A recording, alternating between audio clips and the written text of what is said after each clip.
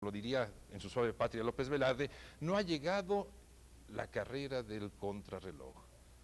Ve qué apacibilidad en las calles de Jerez. Sí, por favor, rétame, no tengo todavía necesidad de hacerlo. Este es el Jerez porfiriano, de la bonanza porfiriana. Don Porfirio quiso que nuestra patria, suave patria, fuera afrancesada y se inventó un estilo arquitectónico que le podríamos llamar tú y yo reverentemente el gótico porfiriano civilista. Y detén ahí, por favor. Él es Luis, el responsable de que la volanta se haya enterado que hace 75 años nació a través de la pluma de López Velarde, la suave patria. Sigue, que Luis me prohibió que lo exhibiera, pero yo no entiendo mucho las instrucciones que me da la volanta. Él es, te digo, estaba ahí reflexionando, el que no hace poesía en Jerez. Te pregunto sinceramente, ¿tú cuántas veces has intentado escribir una poesía para... ¿Te han ajustado las palabras? Para eso son los poetas, para poner en nuestra boca formas dichosas, gloriosas de decir lo que quisiéramos decir. De nuevo ese gótico porfiriano, y vamos a detener un poquito ahí la imagen contemplando esas hechuras de la última fracción del siglo XIX en su mestizaje con el siglo XX. Gracias Florentino Macías por hablar. Gracias Jorge Estrada, que pues, no tienes por qué felicitarme, para mí es un placer estar aquí. Apoyo en su diálogo sobre la poesía, Juan José Cepeda, qué bueno, porque imagínate, hablar de asuntos tan intrascendentes ahora que está el Festival del Sudor, ahora que el comentario político debe ir a lo profundo, hablar de la suave patria y de poesía. Soy de los extemporáneos. Gracias Micaela porque te gusta que hablemos de poesías, y el ingeniero Raúl Huerta también. A Héctor Alberto le parece que esto va funcionando, y el doctor Francisco Hernández pregunta que si la librería que está ahí en López Cotello 813 sigue abierta. Sí, René, el buen amigo, el que me facilita toda esta literatura, fíjate, este libro del maestro Valenzuela, lo obtuve gracias a René y gracias al doctor Andrés Alcocer. Es obra que no tiene mercado. El maestro Valenzuela, si algo no quería, era precisamente la mercadotecnia, ni mucho menos. Él escribía por el placer de transmitirnos sus conocimientos. Si yo estoy aquí en la antena hablando contigo, es gracias a Alberto Valenzuela Rodarte, que me enseñó a leer y a escribir cuando ya tenía cumplidos yo mis 20 y tantos años. Estoy aprendiendo todavía a leer y a escribir. ¿Qué te parece eso de suave patria, es un tórrido festín, luces policromía de delfín, con tu pelo rubio se desposa el alma equilibrista chuparrosa? Y a tus dos trenzas de tabaco sabe ofrendar aguamiel toda mi briosa raza de bailadores de jarabe. Tú conoces, esto se llama fumando, smoking, es la traducción. Los cigarros están hechos de tabaco, y hay un tabaco moreno y un tabaco rubio. Es la alegoría que hace López Velarde de cómo se mezclaron aquí dos tipos de tabaco para formar nuestra raza mexicana.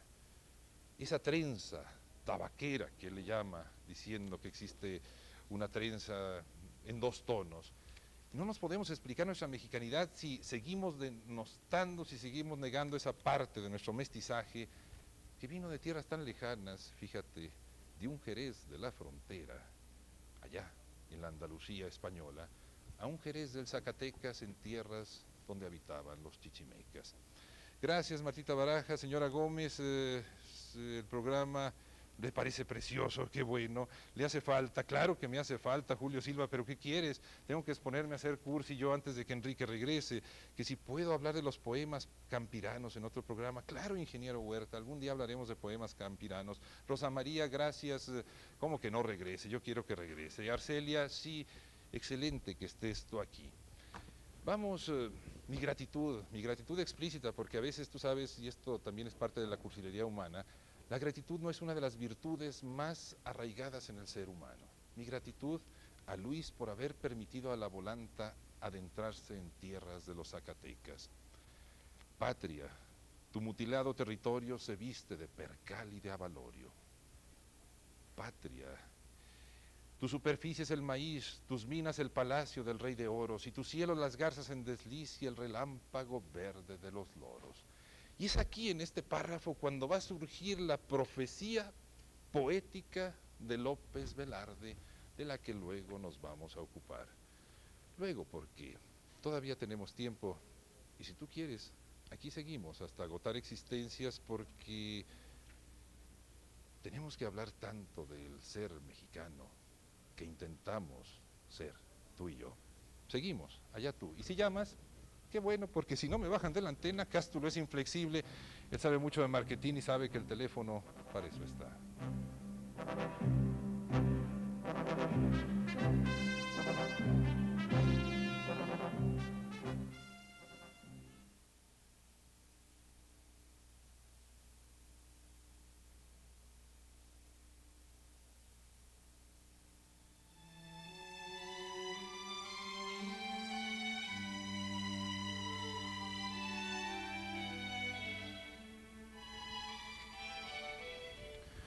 ¿Tú crees que estoy solo? No, aquí está mi maestro Valenzuela. Los maestros para eso son, para seguir hablando después de que se han marchado. Mi maestro hace 3 años pasó a la zona del silencio, pero aquí están sus palabras. El mexicanismo en la suave patria comienza por afirmar que es suave como un regazo. Afirma que cree en ella y la encuentra sobremanera amable. Estoy hablando de las dificultades de un México en 1910, cuando la revolución que le llama a López Velarde la epopeya, una revolución que todavía falta que nos las expliquemos porque no fue una, sino varios movimientos como el oleaje del mar. De la epopeya cortará un solo gajo, no más que un gajo, porque no quiere seguirse emborrachando López Velarde con la musiquita de que somos un pueblo de invencibles. No, dirá que la patria es impecable y diamantina. Dirá solo bien de ella como un hijo de su madre, con una épica sordina, sus cosas objetivas y diminutivamente épicas, pero así, en sordina, sin presumir a lo mexicano. Suave patria, permite que te envuelva para cantarte en la misma música que es tuya. Selvas, gritos de muchachas, ruidos que produce el trabajo de los hombres y de tu fauna.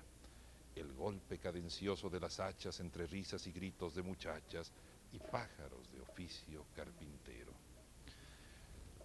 Se decía estar en Jerez, ser de Jerez y no ser poeta, difícil, difícil es. López Velarde tiene que emigrar. Se queda en Jerez y no lo hubiéramos conocido. Tiene que emigrar a esa ciudad, yo le llamo con todo respeto, parafraseando al maestro Fuentes Mares, le llamo a ese otro país, a ese otro México, en donde se concentra todo y fuera de él, todo, Cuautitlán. Jerez, vamos a andar por las callecicas de Jerez para que veas cómo la historia quedó allí aprisionada en más de una forma. ¿Me acompañas? A ver si Castro nos permite. Esta es vuelta con el gótico porfiriano en esa época que no sabía la mexicanidad si quería ser francesa, si quería ser europea. Ahí, tente Castro, no te muevas porque es el reloj del Templo de la Soledad justamente en Jerez.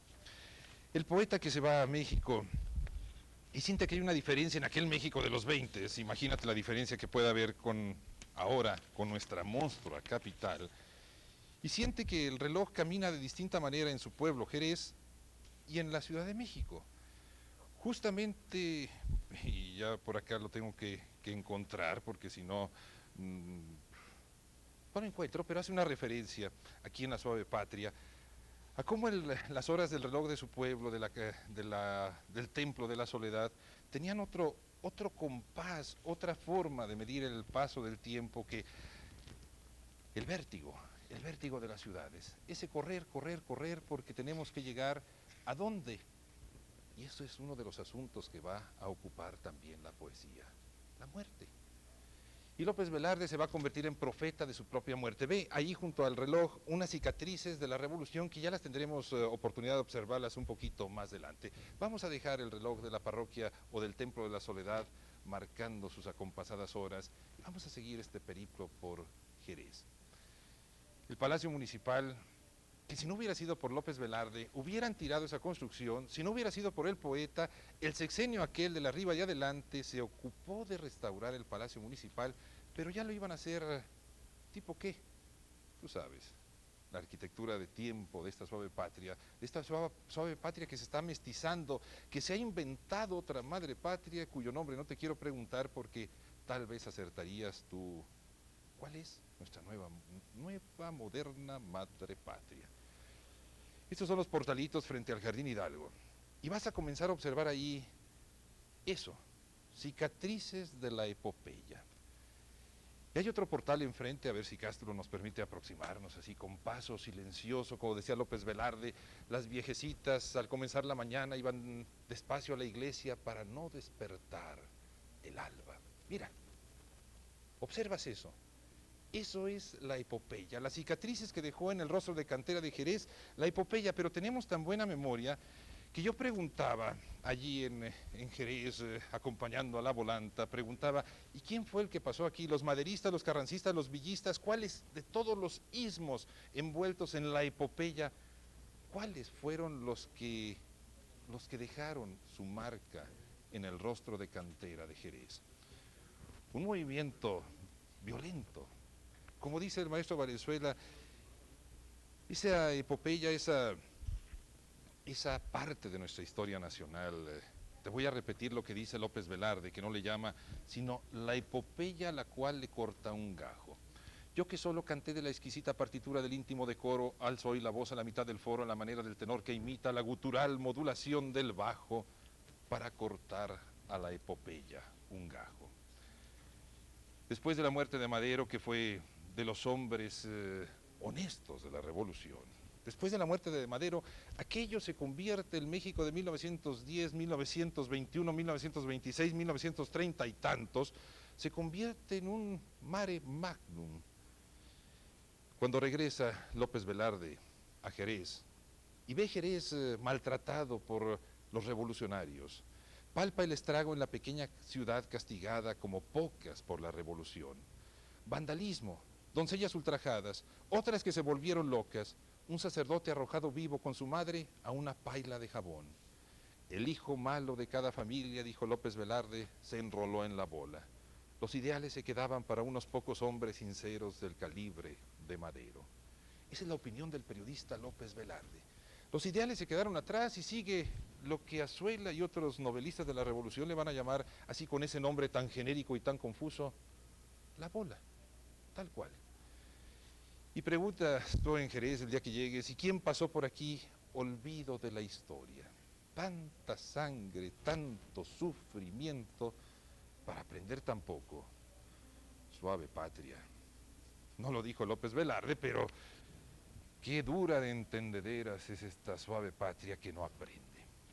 Ahora vamos a eso, déjame conversar un poco acá, Cástulo. Ya vamos a ese lugar que es el reflejo de lo que fue Jerez. Jerez no fue una población minera, Jerez de Zacatecas, fue una población ganadera. El gran capital que se movió en Jerez fue producto de las haciendas en donde pastaban, o se logró dominar la tierra, hacerla florecer, una tierra semidesértica, por esos colonizadores que llegaron de un más allá, buscando lo que tú y yo buscamos, buscando lo que los emigrantes, los indocumentados buscan, la felicidad.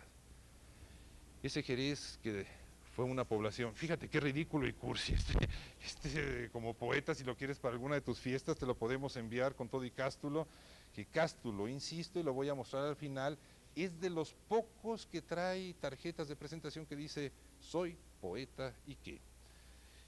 El que por llamadas, ya sabía que Puerto Rico le va ganando a Corea en el baloncesto. Te digo, estamos compitiendo contra, yo no compito, yo creo como López Velarde, con el Festival del Sudor y del Músculo patrocinado. Se trata de que no pensemos, tú y yo, con eso te digo todo, que nos olvidemos que hace 75 años en junio falleció López Velarde y que sigue siendo sigue siendo, a pesar de ti y de mí, más de mí que de ti, sigue siendo la suave patria. ¿Cuál es el número telefónico de la librería? No tengo el número, no tengo librería yo, señora Rojas, es de un amigo René que me presta tinta para hacer gárgaras, pues los habladores no podemos vivir sin leer mucho. Hace falta, claro que hace falta, Francisco, ya vendrá, ten paciencia, le gustan mucho los deportes, quiere el doctor Javier Reyes que le gusten los deportes, pues ponle los deportes, Javier Reyes, le gusta Jorge Ponce que estemos hablando de cosas tan intrascendentes como la poesía, le gusta Luz Camacho. Aquí seguimos hasta agotar existencias, gracias por ver, gracias por llamar, gracias por entender que esta sigue siendo la suave patria.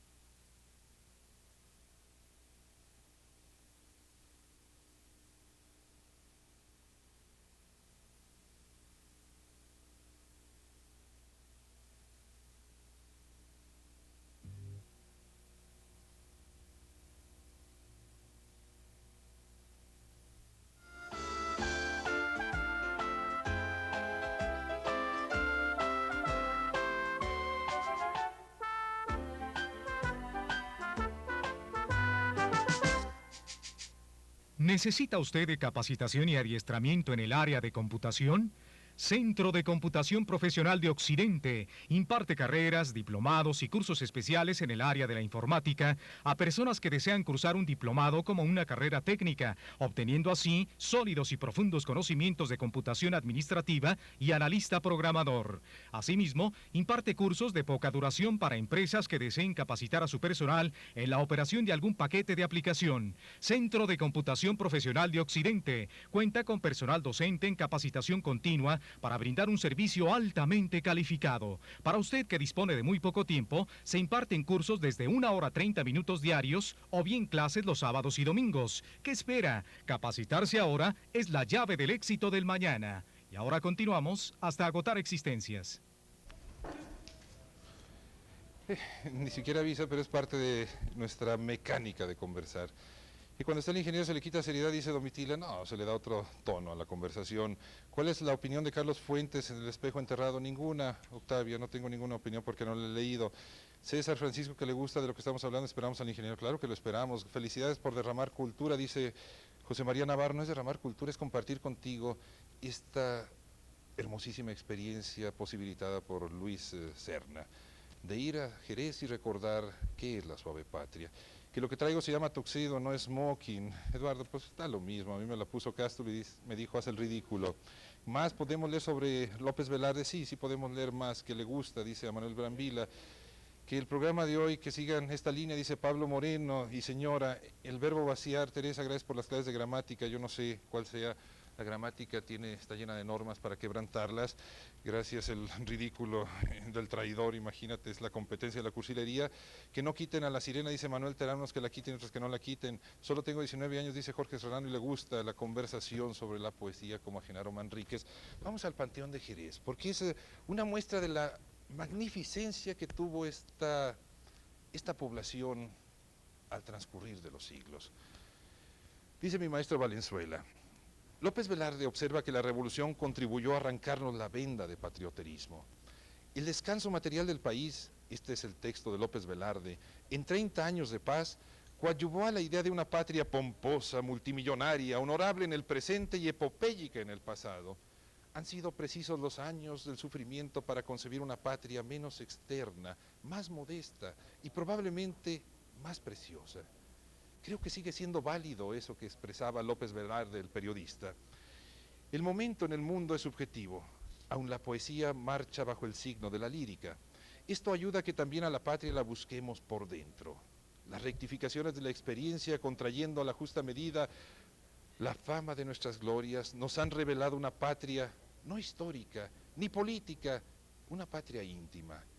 Y es patria a nuestro tamaño, hecha para la vida de cada uno, individual, modesta también ella, resignada, inmune a la afrenta, así la cubran de sal. López Velarde, en 1921, el 19 de junio, fallece. Dentro de la mitología, a ver, detente esto, quítalo, vamos a pasar a la avenida, directamente a la calzada, que era un favor que te pedí, Cástulo, porque ese paisaje, déjalo, a ver si ya metiste las patas, Cástulo, déjalo, hay que remendar. Ve ese paisaje hermosísimo de la suave patria, contémplalo y vas a entender una de las expresiones de la suave patria. Tu mutilado territorio se viste de percal y de avalorio. Suave patria, tu casa todavía es tan grande que el tren va por la vía como aguinaldo de juguetería. Ve esos valles zacatecanos. Tenemos una patria inmensa que no le hemos sabido aprovechar, es el grito de López Velarde, que estamos plantados sobre una tierra que no hemos sabido aprovechar. Y esa es la expresión poética, profética, terrible de el niño Dios te escrituró un establo y los veneros de petróleo el diablo. Te recuerdo, el papá de López Velarde, un ganadero, ya me imagino, si el hijo le dijera quiero ser poeta, lo hubiera agarrado a cintarazos. Y ese Vasconcelos que acaba de desfilar ahí en la pantalla, ese Vasconcelos, hijo de López Velarde, me interesó siempre por su afán. Es el papá, te lo presento. Espérate, Cástulo, espérate. Y luego vamos a la calzada. Esta es la poesía moderna, la poesía que no dice nada, la poesía de palabras ahí nomás desarticuladas. Vasconcelos, Me interesó siempre López Velarde por su afán de cosas recónditas. En su conversación se notaba que tenía vivo el sentimiento de la misteriosidad. A veces no acababa de expresar del todo sus ideas porque el sentimiento se le iba. Esto ocurre a menudo al que está obseído de algo profundo e inefable. Era un profeta profundo que no llegó a desarrollar su mensaje. Tenía cosas nuevas y se llevó su misterio consigo porque ni para sí mismo llegó a definirlo. El profeta López Velarde. Vamos a la calzada porque quiero contarte un poco de ese profeta, de ese individuo. Mira, aquí en este país un día tu apellido lo hacen transitable si es que asume los méritos suficientes. Patria, te doy de tu dicha la clave, sé siempre igual, fiel a tu espejo diario. Yo cuando leí esto dije, fiel, igual. Lo que pasa es que no sabemos quiénes somos, cómo vamos a ser iguales a quién, qué queremos ser. Somos un pueblo que vive, desgraciadamente, ese no es una cosa poética, sino realista. Somos un pueblo que vive gastando lo que no tiene, comprando lo que no necesita, para quedar bien con quien ni siquiera le interesa en lo más mínimo cómo nos comportemos. Patria, te doy tu dicha la clave, sé siempre igual, fiel a tu espejo diario. Gracias por acompañarme en esta excursión acerca de lo cursi de la poesía, sin la cual ni tú ni yo vivimos. O tú sí, yo creo que no. A todos nos gusta la armonía, a todos en el fondo, todos somos poetas disfrazados de otras cosas. Saludo para Tere Hernández, que hoy cumple años, Teresiña, quien hizo el favor de editar esto. Y aquí está la tarjeta de Cástulo, podríamos verla por última vez. Es el único individuo que yo he conocido en la historia de la humanidad en mis 40 y tantos años que se confiesa poeta. Cástulo Rascón, poeta moderno. Yo te busco mañana, estate bien, a ver qué inventamos para pasar un rato conversando tú y yo. Gracias a Luis Serna por llevar a la volanta en busca de Ramón.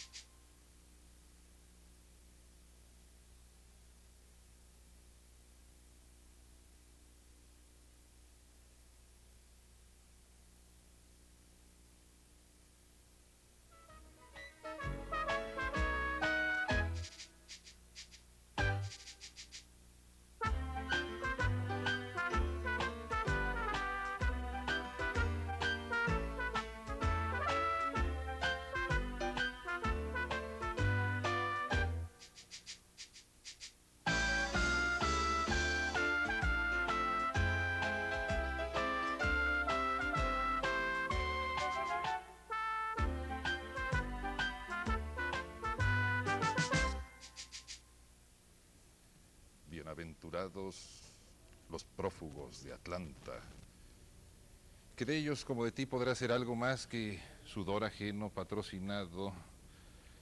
Qué bueno que estás aquí, que te fugaste del estadio para ver qué se puede aprender a través de la televisión.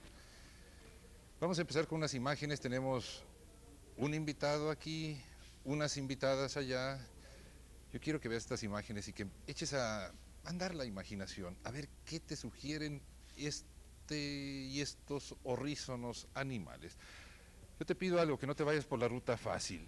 Ya pasó de moda, mira cómo se evaporan las noticias. ¿Te acuerdas de aquel succionador caprino? Ya, se fue, se evaporó.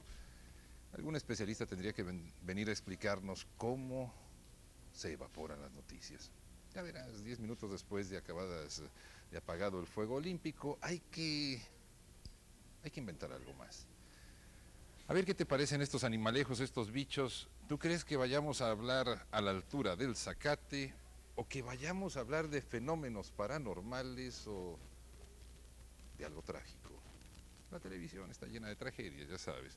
Qué palabra tan encantadora, la tragedia. Y mira qué bicho, qué ejemplar tan magníficamente feo. como que no son, yo no sé, madre naturaleza, o llámale como quieras, en el momento de la creación, no se ocupó mucho de la belleza de estos animales. Son, tienen su encanto, claro está, pero la barba, la forma de conducirse, la forma de ser, y tú obsérvalo, toma el teléfono, dime qué te sugiere, de qué podríamos hablar a propósito de estos bichos.